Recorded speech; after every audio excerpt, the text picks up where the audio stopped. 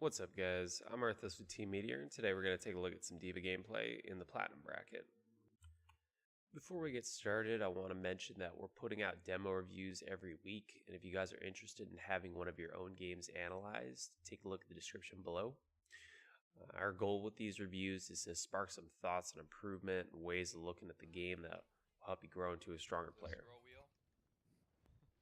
And what's the difference between the yellow and the blue thing? Yellow means heals. Blue means not heals. I'm just fucking with you. Alright, that was sick. You ate up all the damage. Okay, that Hanzo just jig-polled all over your Mercy, but we know they have a Hanzo now, so we're looking to absorb his arrows and shut him down when we can, because his kind of an inconsistent damage is going to be really susceptible to our Matrix. Now, if we do decide to dive his ass, we better know his scatter's down or that we can kill him really fast. Also, we know they have a Genji, so we're going to make sure we're policing our back line. We don't want him getting any cheap kills, any free kills. I got popped. It's a good opportunity for a boop.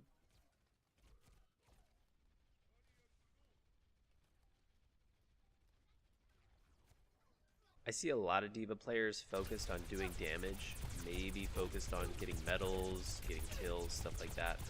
I want to show you how much damage you're actually doing at that distance. As you can see, D.Va's damage drop off is pretty massive because you lose both damage and bullets because of the spread. So you're really not getting any value at shooting things from that distance. So we're taking a second to note that your Hanzo died to Orisa and D.Va when you still had some meter left. Also, D.Va's potentially in a position near ledge where you might be able to boop her or somebody else. Now, it's very likely you already lost a team fight. However, using your meter fully to try and save Hanzo or maybe even retreat here instead of shooting shields seems like a much better play.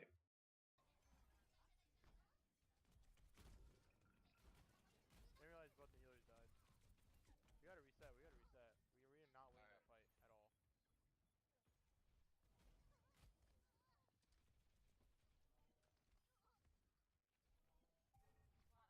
While you're spawning, your Lucio gets picked. So right now, your main job is to make sure that nobody else dies. You want to make sure that any incoming damage down that hallway gets absorbed, and you don't want to head in and encourage anybody else to go in and die as well before the whole team's together.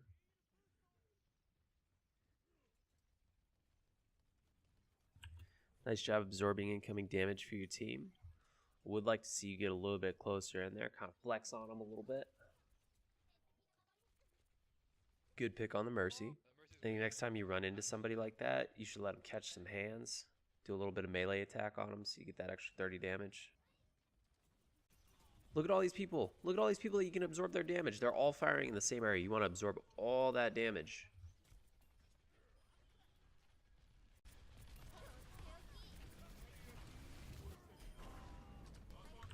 Woo, that was too spooky for me.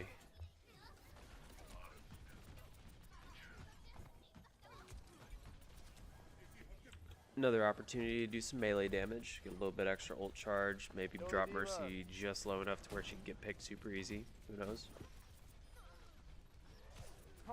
So I'd prefer that you held that ult for like a disruption tactic. Again, this is something where I think D.Vas, you're trying to play more for kills and damage. You really want that because you know that the Genji's going to have Dragon Blade at some point. So if you D.Va bomb inside the point, he can't come and kill anybody in there really. If you guys are on the point and it's a last second scenario, you drop the D.Va bomb, maybe everybody scatters off it. So I think your bomb should be used more for disruption rather than shooting it out there as soon as you get ult, try and get kills. Again, just another example of how little damage you do at a distance. You really want to be a little bit closer, absorbing damage. You have full meter right now. You don't want anybody on your team dying to any projectile damage that you can block at this point. For example, your Pharah just died to Barrage, got reflected by Genji. As soon as Pharah's barraging, you want to make sure you're trying to cover her. If she's in a spot that you can, maybe she's really high up and you can't exactly cover her, but if you can cover her, you want to put that defense matrix right in front of her face, stop anything that's coming at her or coming back at her from touching her.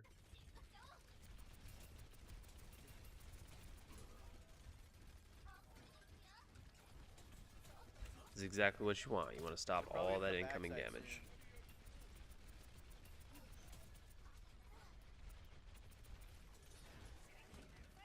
Yeah, Hanzo's right. So you nearly have a full meter here. You have sound barrier. You want to get up in their grill a little bit. Start pushing them around. Also, you want to get up a little bit so you can make sure that your team doesn't die, because they're going to be pushing because they've got sound barrier. Alright, it's time to do some bouncing. You want to keep that Genji away from Club Mercy. Boop into him, push him away, melee him, try to stop him from killing anybody. I got Genji on me. Yep. Dude, no, you gotta use your meter. Use your meter.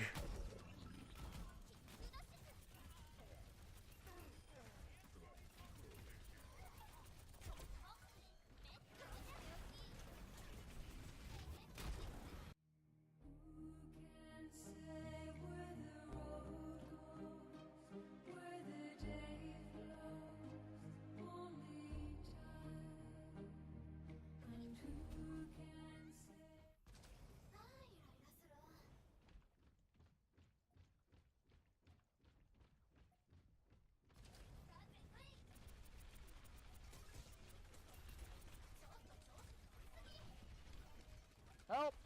Oh, shit. That guy needs help.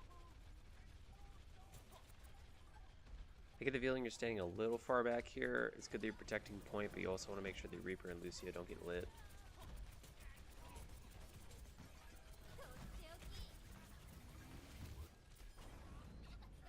Okay, we take this. Genji.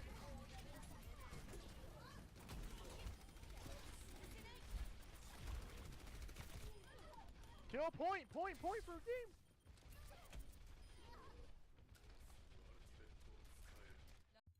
Alright, so I want to try and do something a little different this time around and analyze a particular fight to end off our analysis. Now, this fight starts almost 3 minutes in. It's when blue team's cap percent is right around 50 and it involves the most ults used at any one time throughout the round.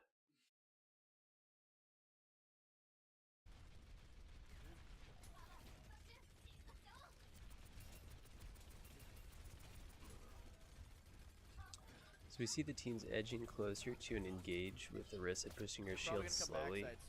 D.Va's pushing pretty far ahead and gets tagged by a rocket, so Orisa wants to back D.Va up and prevent any incoming damage from the point and help with Pharah. So now the fight really starts when red Lucio drops a banger and blue Lucio counter ults. Keep an eye on this Lucio, he's trying to boot back our D.Va from coming to absorb any damage. At the same time, Reaper goes to ult because he's got pipe buff, gets the Genji but gets eaten by Orisa. Side note, I'm pretty sure Genji could have survived if D.Va had matrixed him. I'm gonna guess he didn't have deflect up. And now everyone's running to the center. That's a fucking 50 DKP minus! Winston gets a pick on that aggro Lucy, but then Rez comes out and it's looking shitty. Immediately following the Mercy Rez, both Shimada ults go off, and the second we hear Dragon Strike, we have the option to go eat it. We end up just chilling, and our Mercy gets melted, but somehow blue Lucio picks Hanzo, and then Genji and Lucio dive the point, and D.Va. They go really far away from their healers and tanks, and Genji's already half health, and a Mercy could save him here. So with that tiny mistake in positioning, we trade Winston for Genji and Lucio, and then D.Va decides to SD to try and kill blue D.Va. This is one of those scenarios where you really have to look at the context of the situation to understand whether or not it was actually a good decision to use the ult. In this case, D.Va using her D.Va bomb, unmax her, and then it gives Pharah a huge advantage. Go ahead and pick the Mercy, the D.Va, and then the Orisa will fall shortly after. So it's actually a terrible decision for D.Va to go ahead and D.Va bomb here.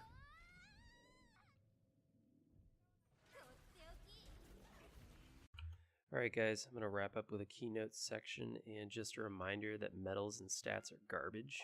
They don't really accurately reflect what kind of decisions a player is making, and small decisions in positioning or ability usage can turn things on their head. So I think I'm going to try analyzing the larger fights, more pivotal fights more often. It seemed like that was kind of an interesting exercise. So hope you guys got something out of the video. Thanks for watching, and yeah.